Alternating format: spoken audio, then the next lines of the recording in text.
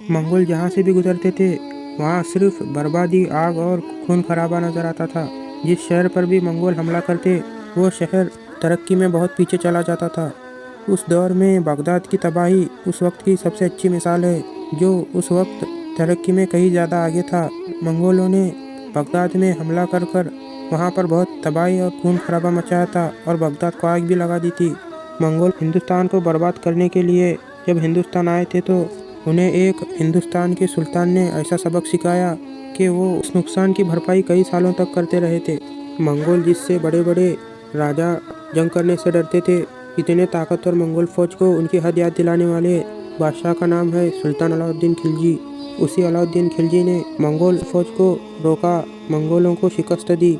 ये वो वक्त था जब मंगोल दुनिया की ताकतवर फौज बन गई थी। सुल्तान अलाउद्दीन खिलजी को सुल्तान बने हुए एक साल भी नहीं हुआ था कि मंगोल एक बड़ी फौज को लेकर हिंदुस्तान पहुंच गई थी और वो फौज लाहौर और इसके पास के शहरों में लूट मार शुरू कर दी थी। सुल्तान अलाउद्दीन खिलजी ने सबसे पहले दिल्ली में रहने वालों को मजबूत किलों में बंद किया और अपने बहादुर सिपह सालार अलाउ खान और जफर खान को मंगोलों की फौज से लड़ने के लिए रवाना किया। इस जंग में मंगोलों को बहुत ही बुरी तरह से शिकस्त हुई। मंगोल इस शिकस्त को बर्दाश्त नहीं कर पाए क्योंकि मंगोलों की शर्मनाक शिकस्त हुई थी।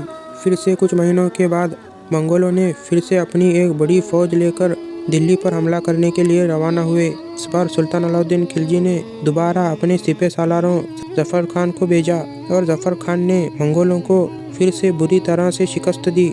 इनके कई हजार सिपाही मारे गए और कई सिपाही बंदी बने, बाकी के पीठ दिखाकर भाग गए।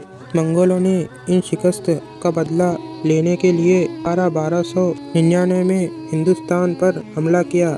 इस बार सुल्तान अलाउद्दीन खिलजी ने खुद सिपाहियों की कमान संभाली और मंगोलों को फिर से शिकस्त दी।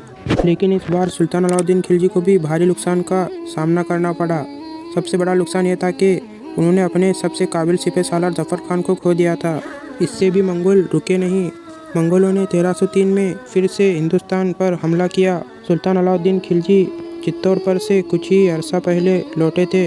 इस बार अलाउद्दीन खिलजी ने फौज की कमान संभाली, मगर मंगोल दिल्ली के खुफिया रास्तों से पहुंचे थे। इन्होंने दिल्ली के पास लूटमार शुरू कर दी थी और सिरी किले का 2 महीने तक मुहासरा किया, जहां सुल्तान अलाउद्दीन खिलजी मौजूद थे।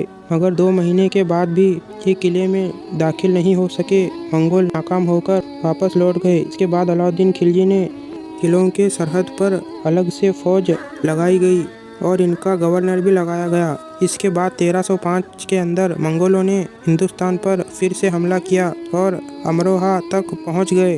दरियाए राह भी इनके कब्जे में चला गया, मगर सुल्तान अलाउद्दीन खिलजी ने इस घमंड को फिर से खाक में मिला दिया। अलाउद्दीन खिलजी ने अपने 60,000 के घुड़सवार को लेकर चंगेज़ खान के गवर्नरों में जाकर इन्हें शिकस्त दी। इतनी बार मंगोलों ने शिकस्त खाने के बाद मंगोलों ने हिंदुस्तान की जान छोड़ दी। अलाउद्दीन खिलजी इनके हमलों से तंग आकर इनकी हमेशा के लिए कमर तोड़ने का फैसला लिया। इस बार अलाउद्दीन खिलजी ने इस बार इनकी जान न छोड़ी, सेंट्रल एशिया तक इनका पीछा किया। इस तरह से सुल्तान अलाउद्दीन खिलजी ने मंगोलों को बार बार शिकस्त दी और इनका घमंड और तकब्बुर सुल्तान अलाउद्दीन खिलजी ने खाक में मिला दिया। वीडियो अच्छी लगी हो तो वीडियो को लाइक और चैनल को सब्सक्राइब ज़रूर कर देना।